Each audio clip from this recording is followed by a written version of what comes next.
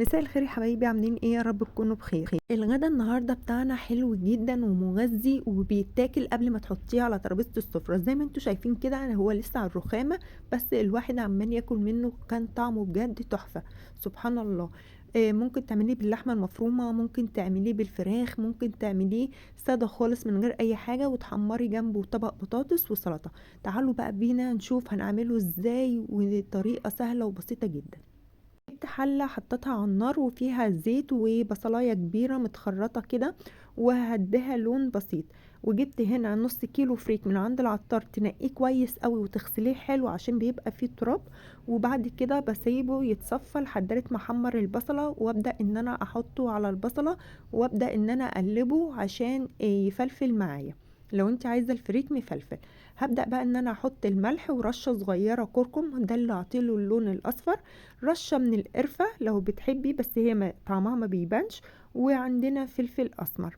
وهبدأ ان انا اقلب لحد ما اشم ريحة البهارات طلعت. هبدأ ان انا انزل بالمية السخنة.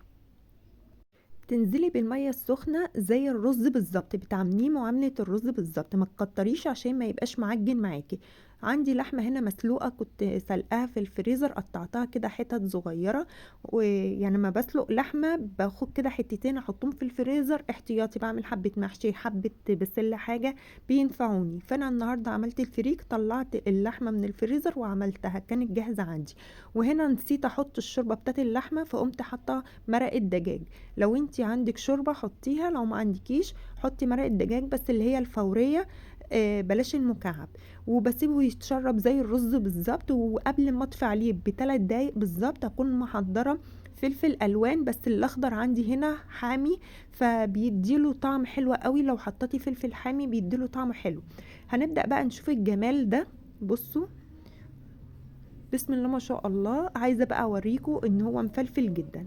اللون ده لون الكركم والفلفل الاحمر. بصوا كاني ما استواش خالص، لان انا حطيته مفيش دقيقتين وقمت طافيه على طول. الفلفل ما تبلش معايا ولا استوى. رشه هنا شبت، كان عندي شبت، حبيت اكسر اللون بس بلون اخضر كده. وكان ده منظر الفريك، ما حطيتوش بقى في الفرن ولا اي حاجه خالص. عايزه اقول لكم طعمه حلو قوي، وكل ما تحطي المعلقه فيه تطلع لك كده حته لحمه صغيره. يا سلام. عايزه اقول لك حبه بطاطس جنبها، طبق سلطه بالكتير او طبق مخلل، وحلوه قوي على كده. عايزه اقول لك بيدفي جدا، مغذي جدا، وطعمه حلو قوي، وهو تغيير عن الرز والمكرونه. لو عجبك الفيديو ما تنسيش تعملي لي لايك واشتراك للقناه عشان يوصل لك كل جديد، وان شاء الله اما ننزل فيديو جديد يوصل لك. وتجربوها وتقولوا لي ايه رايكم فيها. عايزه اقول لكم طعمها حلو، واللحمه ما اتهرتش ولا حاجه زي ما انتوا شايفين.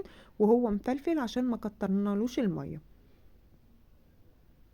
بجد طعمه كان حلو. هو النور كان مقطوع، عشان كده الاضاءه عندي كانت وحشه. من حلاوته وطعامته انا اكلت الطبق وانا واقفه.